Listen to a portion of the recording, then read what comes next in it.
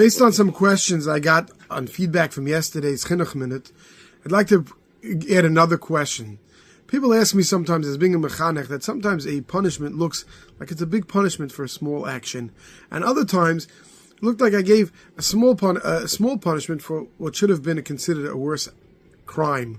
We'll call it, for lack of a better word, a breaking of rule. And I often used to say that there are school rules, there are yeshiva rules, and then there are life rules. And yeshiva rules we could sometimes bend. Life rules that are going to become bad habits for life, that we have to be very careful about. Lying, cheating, being disrespectful, that requires a strong response. And I think this Ramban that we spoke about yesterday really brings out this point in a very big way, where he explains that the Mekalel gets a worse punishment than someone who hits their parent, even though you'd say they only said something, they only cursed. He says very clearly a rule here that we have to know fall over.